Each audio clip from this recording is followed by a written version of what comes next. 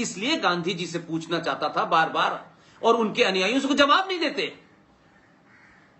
कि भाई गांधी जी ने जब यह कहा था कि भारत का विभाजन मेरी लाश पे होगा, तो गांधी जी का कद तो इतना बड़ा हो गया था ना इस देश में कि जिस तरीके से मार्केटिंग की जाती है उसी मार्केटिंग अंग्रेजों ने की और गांधी जी को भारत में स्थापित किया। तो आप देखें कि कांग्रेस की पैदाइश हुई क्यों, यह कोई पढ़ना नहीं चाहता है। आप संपत जी की किताब सावरकर पढ़ लीजिए, पेज नंबर 20 को पढ़ लीजिए, और वो अपनी किताब में कहते हैं कि 1857 का जो अंग्रेजों के खिलाफ विद्रोह था, उस विद्रोह से पूरे अंग्रेजी साम्राज्य की चूलें हिल गई थी। तो अंग्रेज तो कोई काम आसानी से करते नहीं हैं। ये दुनिया भर के गोरे हैं, चाहे अमेरिका हो, तमाम सारे लोग हों, ये तो जो बात इन्हें आज समझते हैं, जो काम इन्हें 100 साल बाद करना होगा, उसकी तैयारी पहले दिन से कर देते हैं। आपको पता ही नहीं चलता कि एजेंडा क्या है। इसलिए 1857 जैसी घटना इस देश में ना हो। तो आप देखिए कि 1857 की घटना है, गांधी जी का जन्म 2 अक्टूबर 1869 का है, और आप 57 से आते आते आते आते 1885 में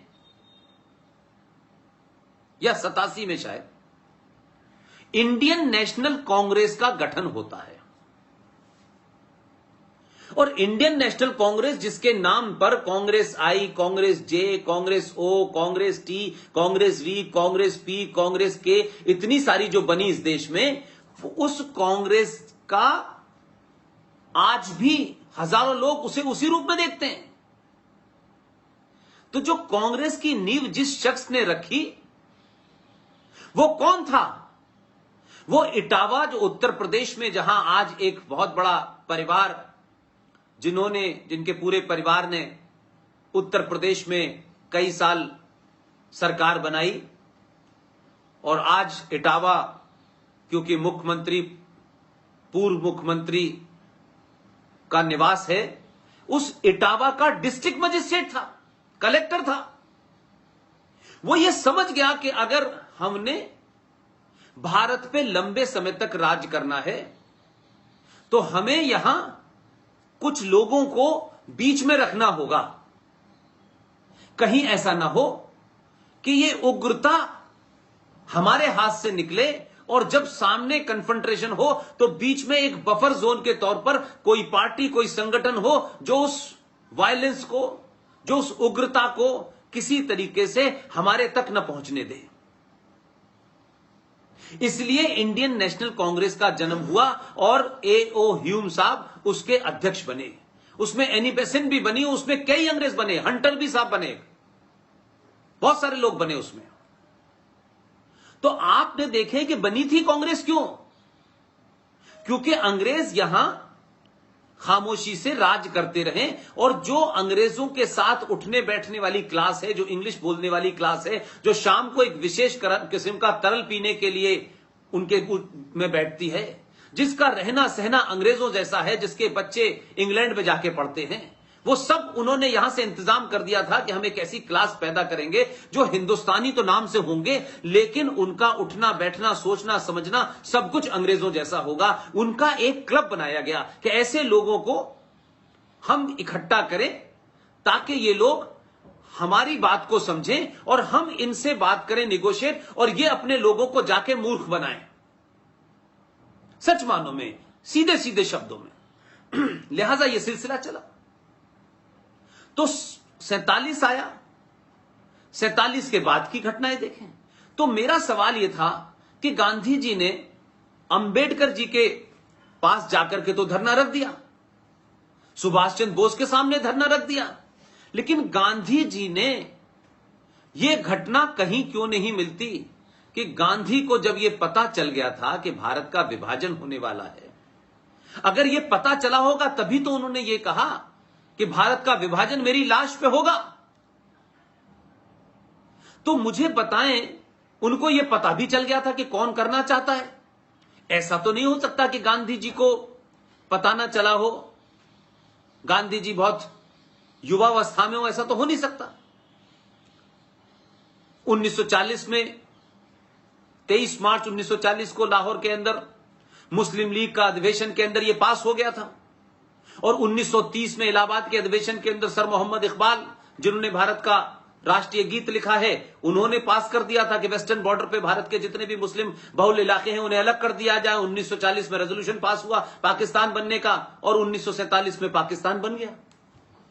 तो मेरा सिर्फ इतना कहना है कि महात्मा गांधी के आज के जन्मदिन पर हम क्यों ना उनको याद करें, और उस पर्सपेक्टिव में याद करें कि क्या हमने सीखा, क्या हमने कोई नई बात सीखी, या सिर्फ हमने उनकी धुन बजा दी, उनका एक भजन जो झूठा है, जिसमें तोड़ मरोड़ के पेश किया गया है, क्योंकि एक खास किस्म के लोगों को लुभाना था, बताना था, इसलिए हम उसे बजा देंगे, फूल चढ़ा देंगे, शाम को गांधी की मूर्ति पे तमाम सारे लोग होंगे, पूरा दिन चला जाएगा, बड़े बड़े विज्ञापन आ जाएंगे। लेकिन गांधी से सीखा क्या? इसलिए मैं एक दूसरी किताब आपके सामने रखना चाहता हूं। एक मैंने लाल बहादुर शास्त्री के ऊपर किताब आपको दिखाई, और एक किताब मैं आपके सामने रखना चाहता हूं, और इस किताब को जब आप देखेंगे तब आपको यह समझ आएगा कि आखिर इस किताब के अंदर क्या चीज ऐसी है जो मैं आपको बताना चाहता हूं। मेरा सिर्फ इतना ही कहना है, इस किताब को देखें। इस किताब का नाम है गांधी एंड अनार्की, गांधी और अनार्की, राइट। इस किताब के लेखक कौन हैं? इस किताब के लेखक के बारे में आप जब जानेंगे तब आपको पता चलेगा। आपका नाम है सर सी शंकरन नायर, राइट। ये इस किताब के लेखक हैं। अब इस किताब के लेखक के बारे में आपको जो मैं बात बताना चाहता हूं वो भी जरा धैर्यपूर्ण सुन लीजिए। और ये क्या है? ये किताब ये है, इस किताब को जिन साहब ने लिखा है मैंने उनको बता दिया, वो कौन थे।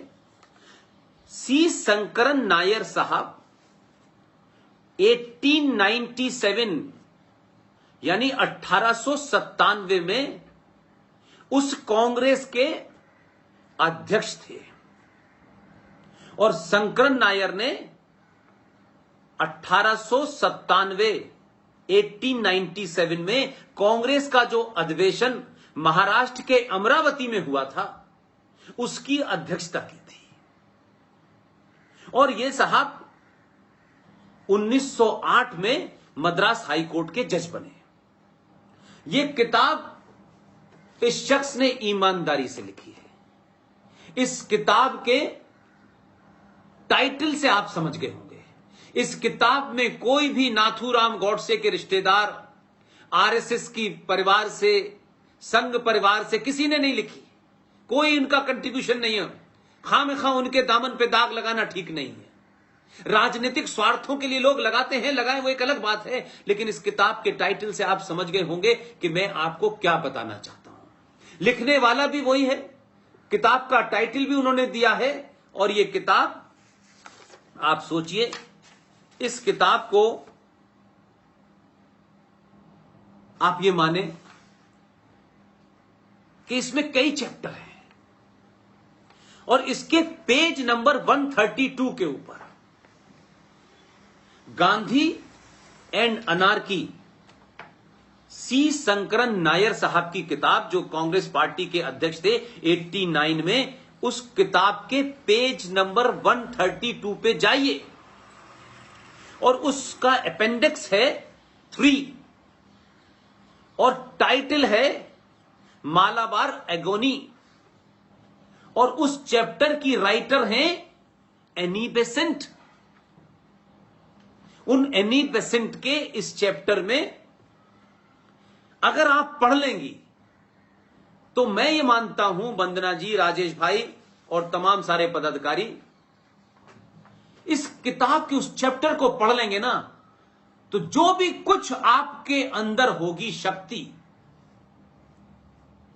जितना भी गुस्सा शायद आपने अब तक जी लिया होगा, उस गुस्से के क्लाइमेक्स पे आप पहुंच जाएंगे और आपको लगेगा कि हमने अपने देश में कैसे कैसे आदर्श बनाए हैं।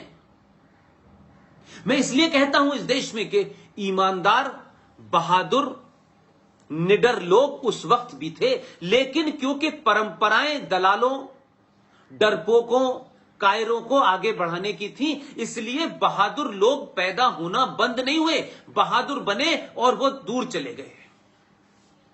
क्योंकि सत्ता के सुख के लिए आपको बौनों की तारीफ करना, दलालों को आगे बढ़ाना, लुटेरों की तारीफ करना, उनके बारे में किताबें लिखें, उनको महान बनाना, यह परंपरा 1947 से चल रही है।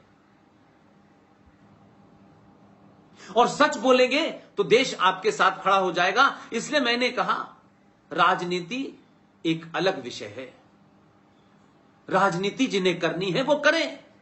उसमें गांधी क्या, उसमें तो बहुतों के साथ झूठ बोला जा रहा है। लेकिन इस किताब के पेज नंबर 132 के ऊपर अपेंडिक्स 3 टाइटल है Malabar agony by Annie Besant. 1 अगस्त 1921 की यह घटना है। हम सब जानते हैं 1 अगस्त 1921 को भारत में क्या हुआ था और क्यों हुआ था। इसको समझने के लिए इन्होंने लिखा है कि जो हिंदुओं का केरल के अंदर जो मोपला नाम की जगह थी, जिसे इस टॉपिक मालाबार एगोनी में कवर किया गया है, उसमें लिखा है उस वक्त जब यह झूठ और पाखंड चल रहा था इस देश के अंदर, इस देश की आजादी में तो हिंदू, मुस्लिम, सिख, ईसाई सब मिल मिल के लड़े हैं, हिंदू मुस्लिम भाई भाई हैं, सारे धर्म बराबर हैं, यह साझा संस्कृति है, ये गंगा जमुना तहजीब है। ये सब झूठ और पाखंड उसके बाद भी गढ़े गए ताकि मेरे और आप जैसे लोगों के आंखों पर आज भी पर्दा पड़ा रहे। जी शंकरा नायर के इस चैप्टर में 3 लाइनें पढ़ लें तो आपको लगेगा कि अंग्रेज और भारत की मिट्टी में बहुत सारे लोग आए, वो फिर भी कुछ हद तक ईमानदार थे, लेकिन अंग्रेजों के दलाल, उनके चाटुकार और ये कायर लोगों ने भारत का सौदा कितने सस्ते में किया। हजारों साल की परंपराओं को तहस नहस करके अपने राजनीतिक स्वार्थों के लिए जो नैरेटिव अच्छे लगे, उन नैरेटिवों को हजारों साल की परंपरा के ऊपर स्थापित कर दिया, चाहे वो झूठे ही थे।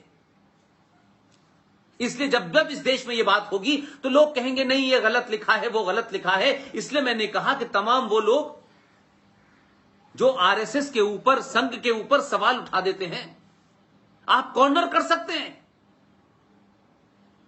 लेकिन गांधी एंड अनार्की सी शंकरन नायर ने लिखी है। उसके पेज नंबर 132 के ऊपर लिखा जा रहा है कि मुसलमानों ने जिस बर्बरता के साथ, यह शब्द उसका ट्रांसलेशन है, मुसलमानों ने जिस बर्बरता के साथ हजारों हिंदू औरतों, बच्चों की हत्याएं की, उनको शब्दों में बयान नहीं किया जा सकता।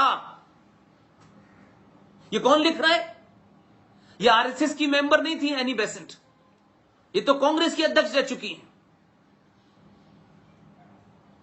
लेकिन हम ये बात नहीं बताए। तब मैं कहता हूं कि 1920 के मोपला के समय इस देश के राष्ट्रपिता मोहनदास करमचंद गांधी जी, जिनका आज जन्मदिन आप सब मना रहे हैं, देश मना रहा है, सवाल मेरा सिर्फ इतना ही है, वो इसमें लिखती हैं और गांधी के ऊपर लिखती हैं, नाम लेके लिखती हैं